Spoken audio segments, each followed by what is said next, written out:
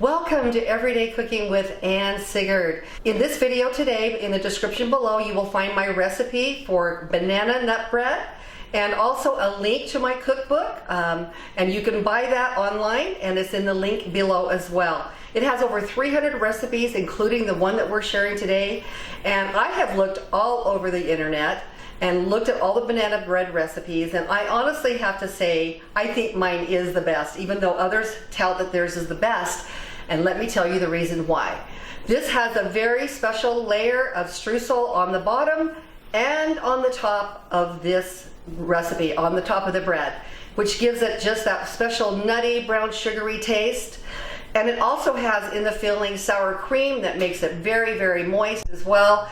And one of the other things in this recipe is that it has very overripe bananas. Okay, so today, let me show you the ingredients and let me show you how we're going to put this together.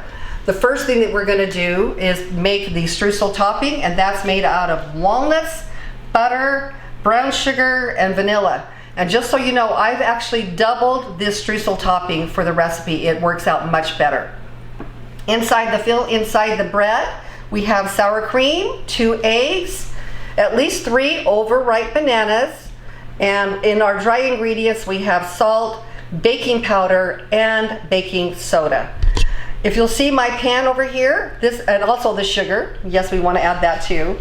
And my pan over here, I have prepared it with a shortening because we want to have it greased thoroughly, especially in the corners of the pan, so that it will release easily because of the sugary bottom and top. So everything's prepared and ready to go, so let's get started. The first thing that we're going to prepare is the streusel bottom and top. So what you need to do is a half a cup of butter, and then you can see I've kind of cubed it up so it's easier to incorporate. So I've got that along with a half a cup of brown sugar, and I'm just going to go ahead and take this and cut this in with my pastry blender. If you don't have a pastry blender, you can use 2 knives or a fork or even a spoon just to incorporate it all together. I like this because it makes the pieces all beautifully put together.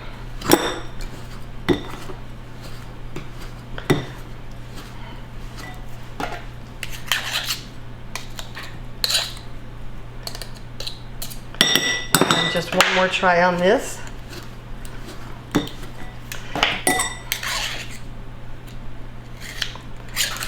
Basically, we're just cutting in the butter and this brown sugar, and then we're going to go ahead and add the nuts in here too. These are a cup of chopped walnuts. And I'm going to just use my fork right now to kind of mash this together a little bit.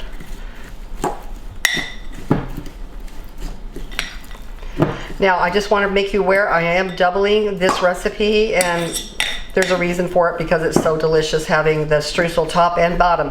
Most of it is going to go on the bottom of the pan, and that's why you have to grease it thoroughly, like I mentioned. Because when you turn it out of the pan, the bottom does now become the top. So you want to have most of the streusel on the bottom and a little bit of sprinkling on the top as well. Okay, that's ready to go for when we're ready. Oh, and I do need 2 teaspoons of vanilla, and I'm just guessing right now because I'm missing my spoons at the moment. So about 2 teaspoons of vanilla in here as well. And you want to make sure you use real vanilla for everything. Every time you have to do vanilla, imitation does not come through.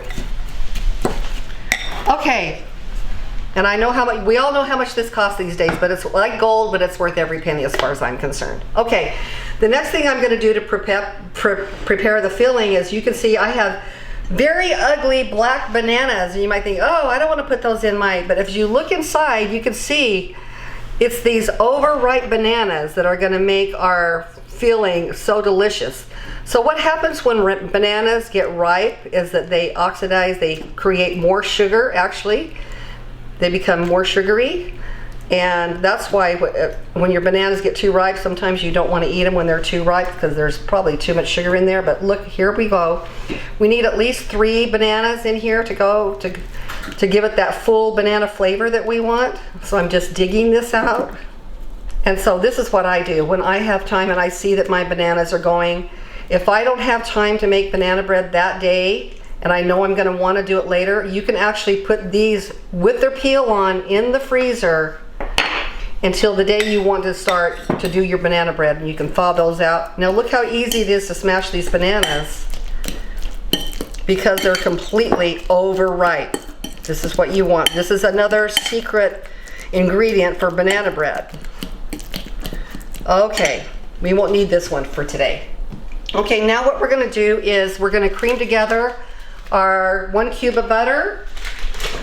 And I've already chopped that up so it'll incorporate easily.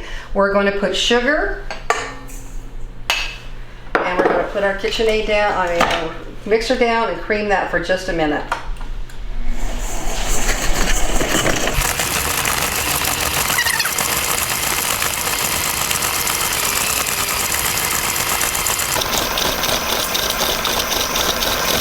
I'm going to go ahead and add 2 teaspoons of vanilla extract while this is beating up.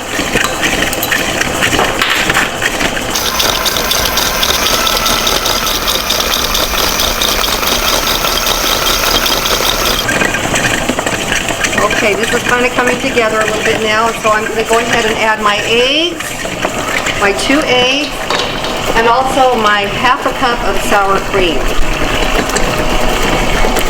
This sour cream is going to react with my baking soda. This is why I'm having baking powder and baking soda put into the mixture. You need both of them because it's going to be making a light and fluffy. Now, this is one of the secrets to banana bread and muffins of why they turn out. I'm doing a beating on here to make sure they're all incorporated. But once I start adding the flour mixed with the salt, baking powder, and baking soda and flour together, this is where we're also going to add the bananas here and mix it up again. Okay.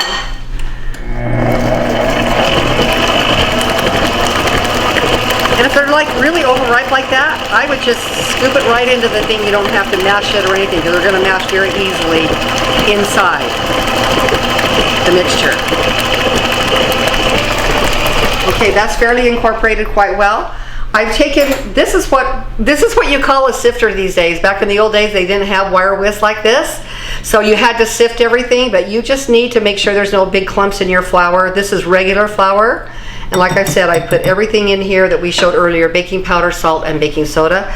This you want to add gradually, and you don't want to do a lot of beating, because anytime you are trying to make a light and fluffy like biscuit or muffin or banana bread, you don't want to overbeat. So you got to be careful about that. So we're going to add this right now, just a little bit at a time. Can I do it without making a mess? Let's see. And just put it on low until it's all incorporated.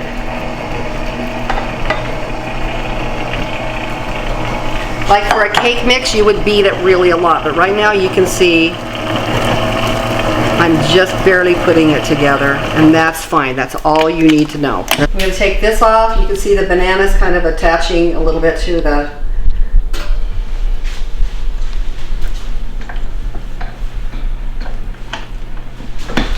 I'm cleaning off this bowl, and you can actually just use a spoon or a big spatula to incorporate it too at the last minute if you don't have to use the mixer. But you want a very light batter. Okay, we're going to put this around right now, and you can see what it looks like. And I'm just going to stir this up a little bit and just fold it in so that it's all set to go.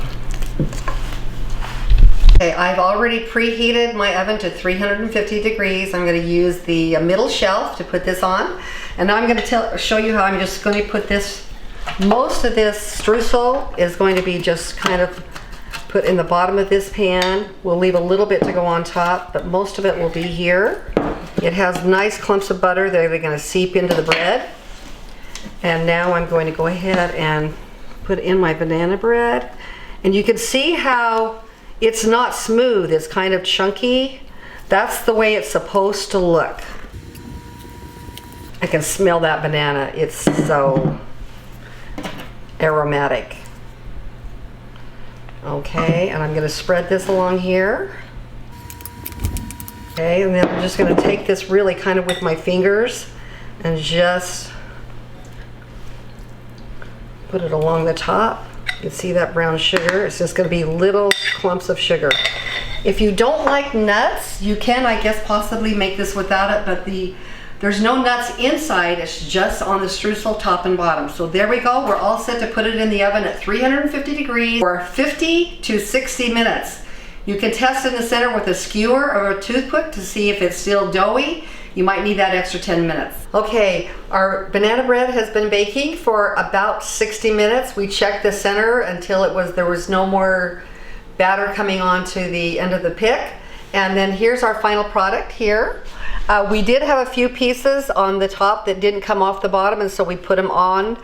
And it will just totally stick to the bread as soon as it cools. So we took it out of we let it sit for 10 minutes until it was time to undo it. This was the bottom that we had, so we overturned it here, and this is what it looks like. It's got the nice caramelized streusel topping on top, and it's ready to slice. I'm gonna go ahead and slice it for you. Here. It's a little bit falling apart here. But anyway, it's delicious.